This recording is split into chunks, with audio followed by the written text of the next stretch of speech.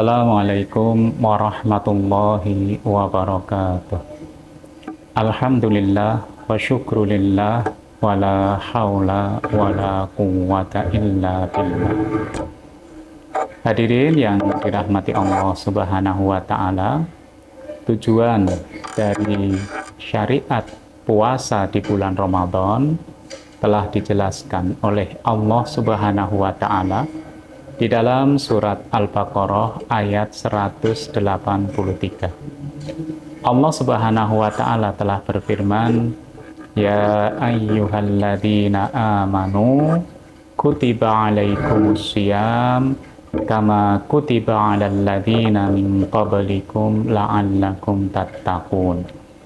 Yang artinya adalah, hai orang-orang yang beriman, telah diwajibkan atas kalian berpuasa sebagaimana telah diwajibkan atas orang-orang sebelum kalian.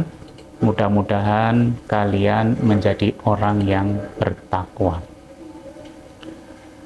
Sehingga puasa itu tujuannya adalah mendidik kaum muslimin untuk menjadi hamba Allah yang bertakwa. Maka nilai puasa itu ada nilai pendidikan, ada nilai pelatihan. Di antara nilai pendidikan dan pelatihan puasa Ramadan itu adalah latihan untuk senantiasa merasa diawasi oleh Allah Subhanahu wa Ta'ala, atau dikenal dengan nama lain muraqabatullah. Di dalam hadis qudsi, Allah Subhanahu wa Ta'ala telah berfirman, kullu amali bani adam lahu illa siyam fa innahu li wa ana ajzi bih. Yang artinya adalah semua amal anak keturunan Adam itu diperuntukkan buat diri mereka sendiri, kecuali puasa. Puasa itu untuk aku, kata Allah Subhanahu wa Ta'ala, dan aku yang akan memberikan ganjaran atau pahalanya. Imam Al-Baidawi menjelaskan tentang hadis ini, bahwa salah satu kenapa ibadah puasa itu diistimewakan dibandingkan dengan ibadah-ibadah yang lainnya adalah karena ibadah-ibadah yang lain ada potensi untuk manusia itu riya, karena bisa dilihat oleh manusia. Contohnya orang sholat, pasti kelihatan takbiratul ihram, ruku, sujud, iktidal, sujud, duduk, kelihatan. Kalau orang naik haji, kelihatan. Dia akan tawaf, sa'i, melempar jumroh, dan lain-lain. Sementara untuk orang yang berpuasa, maka sama sekali tidak bisa kelihatan. Ada dua orang berjalan, tidak bisa kelihatan mana yang puasa, mana yang tidak. Karena tidak bisa kelihatan, maka puasa adalah latihan untuk merasa diawasi oleh Allah Subhanahu wa Ta'ala. Sehingga pengawasannya adalah pengawasan dalam hati manusia, maka harus selalu meluruskan niat, juga pengawasan dalam prakteknya, sehingga manusia tidak berkhianat. Sebenarnya bisa di siang hari seseorang itu melakukan perbuatan ketika sholat zuhur atau asar, kemudian wudhu dengan meminum air ketika kumur, itu tidak ada yang tahu. Tetapi bagi orang yang berpuasa, maka dia menjaga itu, karena dia yakin dia berada dalam pengawasan Allah Subhanahu wa Ta'ala. Sedangkan dalam masalah niat, dia juga hatinya diawasi oleh Allah Subhanahu wa Ta'ala. Makanya dalam hadis qudsi juga disebut, yatruku ta'amahu wa syarabahu wa syahwatahu min ajli. Orang yang puasa itu meninggalkan makan, minum, dan syahwatnya karena aku. Kalau kemudian latihan itu dijadikan latihan yang disengaja oleh kaum muslimin di bulan Ramadan, bukan asal lapar dan dahaga saja, maka dia akan menjadikan suatu pribadi yang baru, yaitu pribadi yang senantiasa muraqabatullah, senantiasa merasa diawasi oleh Allah Subhanahu wa Ta'ala, sehingga dalam praktek amalnya dia adalah orang yang jujur dan amanah. Inilah di antara hikmah latihan puasa di bulan Ramadan.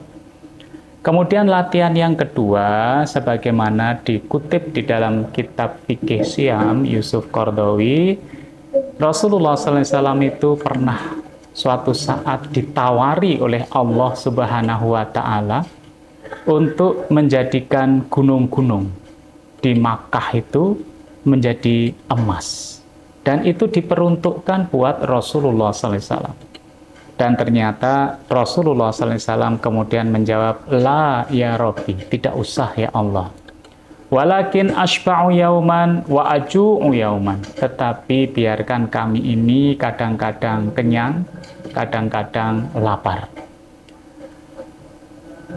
Dan kemudian beliau melanjutkan, fa'idha ju'tu ya Rabbi, kalau kami itu lapar ya Allah, tadarru'tu ilaika wa dzakartuka, maka kami jadi merendahkan diri kami di hadapan Engkau dan menyebut asmamu. Wa idza syabi'tu, dan ketika kami kenyang, maka hamidtuka wa syakartuk, maka kami itu bisa mengucapkan puji syukur kepada Engkau ya Allah, dan bisa mensyukuri nikmat. Maka di antara bentuk latihan puasa itu adalah rendah hati. Karena ternyata manusia itu ada kelemahannya. Ketika dia dalam kondisi lapar, maka dia akan lemah. Bahkan dalam kondisi lapar, sangat lapar, dia tidak lagi bisa membusungkan dadanya. Kalau manusia kemudian menyadari ini, harusnya tumbuh dalam dirinya sikap adamul kibr, tidak sombong tetapi tawadhu. Ditambah dia akan memberikan empati kepada orang lain, karena dia merasakan bagaimana rasanya lapar, maka dia bisa memberikan empati kepada penderitaan orang lain. Yang kedua adalah rasa syukur. Rasa syukur seringkali susah hadir dalam kehidupan seseorang ketika nikmat itu memang sudah ada. Contohnya makan di waktu malam hari. Setiap hari kita lakukan dan biasa saja. Tetapi ketika orang itu siang harinya lapar karena puasa, kemudian dia berbuka, maka makanan buka itu menjadi makan malam yang luar biasa. Sehingga Rasulullah SAW juga menjelaskan, lis-shaimi farhatani yafrahuhuma. Bagi orang yang berpuasa ada dua kenikmatan yang pasti akan dia rasakan. Yang pertama, idza fatara fariha bi fitri. Ketika dia berbuka, pasti dia akan bahagia dengan bukanya. Dan yang kedua, idza laqiya rabbahu fariha bi shaumihi. Ketika dia bertemu dengan Allah Subhanahu wa Ta'ala, dengan Tuhannya, dia akan bahagia karena puasanya. Nah, kenikmatan ini nggak mungkin dirasakan bagi orang yang sejak pagi sudah kenyang. Sampai malam dia kenyang, tidak ada istimewanya makan di waktu malam. Tetapi ketika di siang dia menahan makan, minum, dan syahwatnya, maka ketika sudah masuk waktu buka, maka saat itulah dia akan merasakan nikmatnya berbuka, bahkan dengan lauk apapun. Kalau kedua sikap ini, sikap syukur ini kita hadirkan di dalam kehidupan kita sebagai latihan di bulan Ramadan, maka mestinya kita itu termasuk hamba Allah yang pandai bersyukur. Dan hamba Allah yang pandai bersyukur ini termasuk hamba Allah yang susah untuk digoda oleh godaan iblis laknatullah. Mari kita melatih diri kita, menyengaja melatih diri kita untuk melakukan latihan-latihan di bulan Ramadan. Sehingga hikmah Ramadan tidak hanya menjadi kata-kata, tetapi menjadi kepribadian baru yang akan kita temui setelah Ramadan selesai. Kurang lebihnya saya minta maaf. Assalamualaikum warahmatullahi wabarakatuh.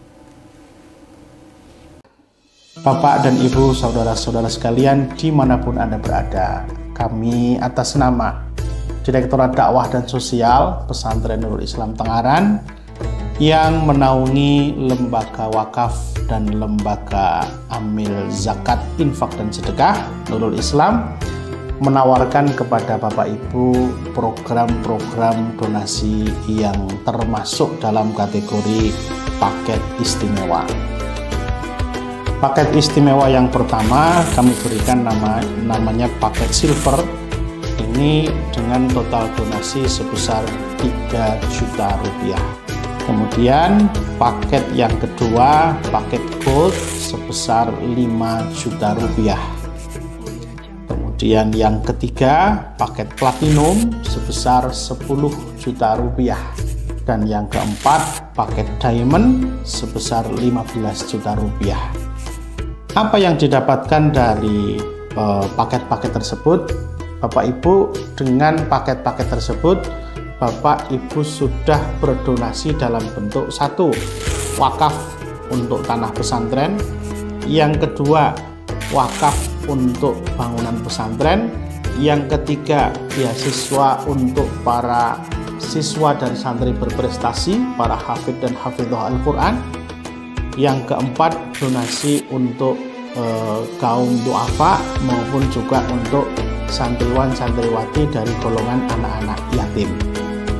Ya, jadi semua sudah all in. Di luar itu juga boleh ditambahkan yakni zakat.